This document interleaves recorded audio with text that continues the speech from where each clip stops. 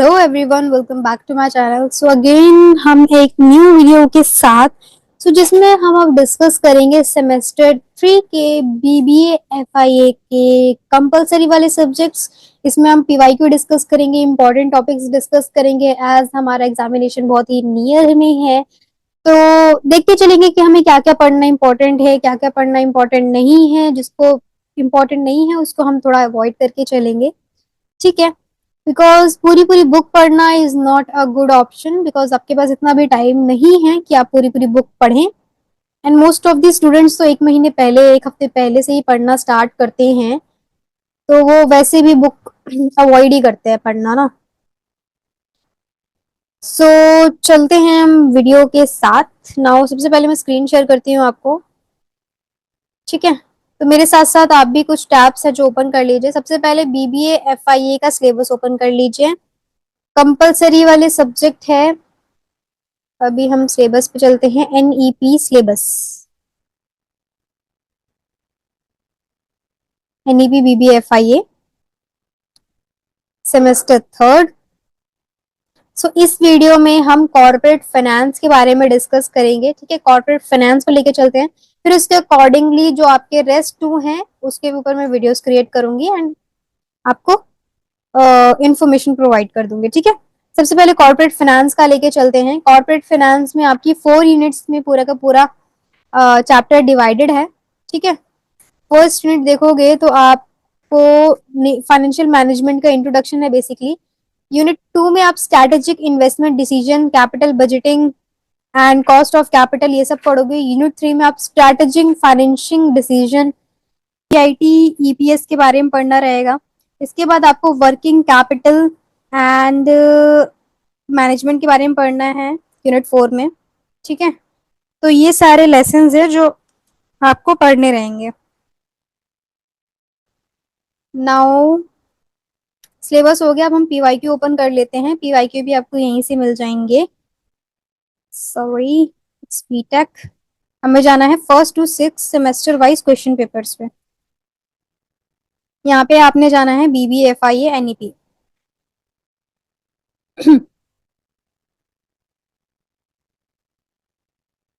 यहाँ पे चलिए सेमेस्टर थर्ड में। ये जो पेपर्स दिए गए हैं ना, क्वेश्चन पेपर्स, ये आपके एनईपी के अकॉर्डिंग नहीं है, बिकॉज एनईपी आपका ना 2023 में आया था, राइट।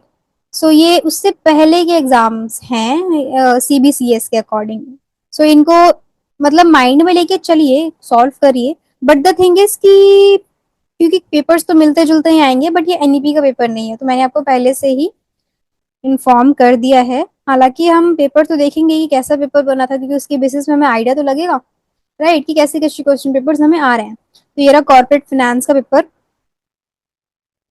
15 अप्रैल 2024 को ये अपडेट हुआ है आपका। लास्ट ईयर जो क्वेश्चन पेपर, लास्ट ईयर जो आपके एग्जाम्स हुए थे ना, उसका पेपर है ये। बीबीएफआईए एलओसीए 2023 का पेपर है ये, ठीक है, लास्ट ईयर का। थर्ड सेमेस्टर का है, 3 आवर्स की ड्यूरेशन है, 75 मार्क्स का ये पूरा का पूरा पेपर रहेगा। 5 क्वेश्चन अटेम्प्ट करने हैं, सारे के सारे क्वेश्चंस के जितने भी पार्ट हैं सभी उसको कंप्लीट करना है आपको, ठीक है। क्वेश्चन नंबर 1 देखते हैं। Sun Ltd is under consideration of the proposal of production of high quality soap. The necessary equipments to produce the soap would cost rupees 1 crore and would last 5 years. The relevant rate of depreciation is 10% on written down value. There is no other asset in this block. The soap box can be sold at 400 each. The company will incur a fixed cash cost of rupees 15 lakh each year. If the project is undertaken, the variable costs are estimated at 150 per box.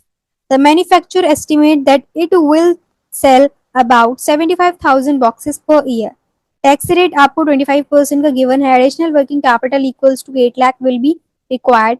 Assume cost of capital will be 10% should be the company accept this project if the machine will have salvage value of 5 lakh at the end of its life. Basically आपका एक practical question है जिसको आप solve करना है। इसके बाद आप आपको ये बताना है कि कंपनी को इस प्रोजेक्ट को एक्सेप्ट करना चाहिए या नहीं करना चाहिए। अगर उसको प्रॉफिट है तो उसको एक्सेप्ट करना चाहिए, अगर नहीं है तो नहीं करना चाहिए। तो इसमें कुछ कैलकुलेशन का पार्ट है जो आपको इसमें कैलकुलेट करना रहेगा, ठीक है। So kind of decision making ये क्वेश्चन आपको दिया गया है। Strategic investment decision, capital budgeting, ठीक है। तो यूनिट नंबर 2 से ये क्वेश्चन रिलेटेड है आपका।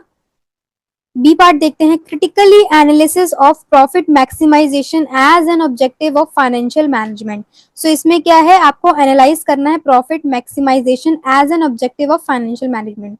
तो ये आपका यूनिट 1 का क्वेश्चन है, ठीक है।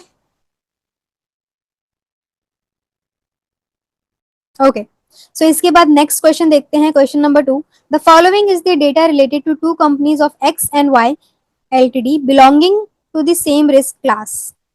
ठीक है, ये आपको दो कंपनी का डेटा गिवन है, number of equity share, market price, ये सब गिवन है। All the profit after paying debenture interest is distributed as dividend. Explain how under Modigliani and Miller's hypothesis, an investor holding 10% of share in X will be offered of in switching his holding to Y company. So ये आपको answer करना है question जो कि shares पे related है, ठीक है। तो शेयर्स से रिलेटेड आपका आई गेस यूनिट नंबर 3 में होना चाहिए ये क्वेश्चन, ठीक है। ओके, एज पर मी ये यूनिट नंबर 3 पे होना चाहिए, बट आप टॉपिक लिख के चलिए एंड जब हम इस पूरे के पूरे सिलेबस को रीड आउट करेंगे तो हमें सिलेबस में मिल जाएगा वो टॉपिक, बिकॉज सिलेबस से बाहर का आपको ना कुछ भी नहीं आता है, देखो, ठीक है। सिलेबस के अंदर ही होगा जो भी है। ओके, सो यूनिट नंबर 3 से ही है मोस्ट प्रोबेबली ये। इसके बाद हम देखते हैं B part. With the help of diagram describe the net operating income approach to capital structure in deciding about the financial mix for a company. Net operating income बतानी है, approach to capital structure, capital structure से related ये question है जो कि आपका unit number 3 में है, राइट। तो यूनिट नंबर 3 से ये क्वेश्चन है आपका ठीक है। एंड ये वाला क्वेश्चन पूरा का पूरा यूनिट नंबर 3 से है, क्वेश्चन नंबर 2। थर्ड क्वेश्चन देखेंगे, calculate the different types of leverage form the table given below of X LTD, ठीक है। थर्ड क्वेश्चन में लीवरेज दिया है, what will change on EBIT and EPS if sales increases by 20%। तो ये आपका third unit से है ये वाला क्वेश्चन भी लीवरेज के अकॉर्डिंग। एंड बी पार्ट देखोगे तो fast carriage companies considering to purchase a large truck, the expected useful life of a truck is 10 years. The cost and net cash inflow associated with new truck. Cost of new truck, यहाँ पे क्या निकालना है आपको, internal rate of return of the truck. Is the investment in truck desirable in management? 25 return on all such investment. तो ये भी आपको एक केस बेस्ड क्वेश्चन पूछा है एंड इन्वेस्टमेंट से रिलेटेड ये क्वेश्चन है। तो हमारा ये आने वाला है फाइनेंशियल डिसीजन में, ये रहेगा आई गेस। नो, ये आपका यूनिट नंबर 2 से है, स्ट्रैटेजिक इन्वेस्टमेंट डिसीजन पे, ठीक है। सो इसी में कुछ ना कुछ कैलकुलेशन वाला पार्ट है जो इम्पोर्टेंट है, राइट। नेक्स्ट हम देखते हैं question number 4। Your client has requested you to estimate net working capital required for his project on the basis of capital given below। यहाँ पे क्या करना है, वर्किंग कैपिटल निकालना है जो कि आपका यूनिट नंबर 4 है। यूनिट नंबर 4 से ये पूरा का पूरा क्वेश्चन है, ठीक है। तो ये वाला जो क्वेश्चन है वो पूरा का पूरा यूनिट नंबर 4 से है। ये कुछ क्वेश्चन है जो कि आपको आंसर करने पड़ेंगे उसके बेसिस पे, काफी लॉन्ग क्वेश्चन है ये, ठीक है। इसके बाद बी पार्ट देखोगे तो distinguish between permanent and temporary working capital, पूरा का पूरा क्वेश्चन नंबर 4 जो है यूनिट 4 से है, राइट। इसके बाद देखोगे तो question number 5, describe irrelevance of dividend as per Miller if the company outstanding 1 lakh shares, okay, assume the discount rate to be 10% and expected market price per share, ठीक है। तो ये आपका डिविडेंड से अकॉर्डिंग है। एंड यहाँ पे क्या है, प्रेजेंट वैल्यू ऑफ शेयर निकालनी है आपको मॉडल के अकॉर्डिंग। ठीक है, यहाँ पे आपको एजम्पशन दिए है। तो यहाँ पे आपका मॉडल कहाँ पे है, हाइपोथेसिस है। ठीक है, तो ये आपका डिविडेंड डिसीजंस के ऊपर ये पूरा का पूरा क्वेश्चन है। ओके, सो नाउ इससे पहले भी एक हमारा क्वेश्चन आया था ना शेयर से रिलेटेड, वो भी आई गेस इसी यूनिट का ही है। ठीक है, सो आई होप आप साथ साथ मेरे नोट कर रहे होंगे क्या क्या इंपॉर्टेंट है, कैसे कैसे क्वेश्चंस आपको पूछे जा रहे हैं। Briefly discuss the Barmal model of cash flow management. ठीक है, तो यहाँ पे कैश यूनिट नंबर 4 से ही है, cash flow sorry cash management से रिलेटेड आपका ये क्वेश्चन है। ठीक है, सो नाउ हम चलते हैं क्वेश्चन नंबर 6 पे।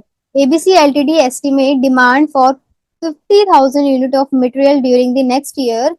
इसमें आपको cost associate with the pre acquisition the order transportation, आपको इसमें क्या निकालना है, determine the unit of EOQ safety stock and reorder point निकालना है। ठीक है, EOQ एंड रीऑर्डर पॉइंट, ये भी आपका यूनिट नंबर 4 से है। EOQ and safety stock reorder, ये आपका लास्ट का टॉपिक है। ठीक है, इसके बाद briefly describe the cost associate with the management of receivables. Management of receivables, इसमें क्या निकालना है, कॉस्ट निकालनी है आपने, राइट। तो ये भी आई गेस मुझे लगता है कि यूनिट नंबर 4 से ही है, कॉस्ट से रिलेटेड। ठीक है, तो मोस्ट ऑफ दी जो मैंने फाइंड आउट किया कि unit number 3 and unit number 4, ठीक है, इसकी वेटेज ज्यादा है। जैसे कि जैसे हमने पेपर पढ़ा हमें समझ में आया कि unit number 3 and unit number 4 छोड़ना हमें कुछ भी नहीं है सिलेबस के अकॉर्डिंग, बट हमें प्रेफरेंस भी देनी है। तो unit number 4 and unit number 3 पे आप ज्यादा फोकस करिए। इसके बाद आप unit number 2 and unit number 1 ये रेशियो आप लेके चल सकते हो। इसके बाद जो हमारा सिलेबस है ये तो हमने देख ही लिया है, पीवाईक्यू भी डिस्कस कर लिया है। नाउ यूट्यूब पे टॉपिक्स के अकॉर्डिंग हम देख लेते हैं कौन कौन से चैनल्स अवेलेबल है। हालांकि मेरा जो रिकमेंडेशन रहता है कि आप डायरेक्टली यहाँ से कॉपी करिए टॉपिक एंड इसके अकॉर्डिंग पढ़ना स्टार्ट करिए। ठीक है, शॉर्ट में कॉन्सेप्ट वीडियोस देखिए, बिकॉज लॉन्ग लॉन्ग करने का तो कोई पॉइंट ही नहीं है। एंड अपनी बुक्स एसएल की जो बुक है ना, जो आपको प्रोवाइड होती है स्टडी मटेरियल, उसके अकॉर्डिंग पढ़ के चलिए, is enough for you. Book में तो एक्स्ट्रा मतलब लेने की जरूरत नहीं है अभी, बिकॉज काफी लेट हो चुका है। तो फाइनेंशियल मैनेजमेंट के अकॉर्डिंग आपको यहाँ पे देखो थ्योरी मिल गई है, टॉपिक वाइज देखोगे तो आपको सारी की सारी चीजें मिल जाएंगी। ठीक है, बाकी इन मैम की आप थ्योरी वीडियोस को कंसिडर कर सकते हो। वाइल प्रैक्टिकल के लिए तो बहुत सारी वीडियोस मिल जाएंगी आपको। ठीक है, यहाँ स्क्रॉल डाउन करोगे बहुत वीडियोस आपको मिल जाएंगी।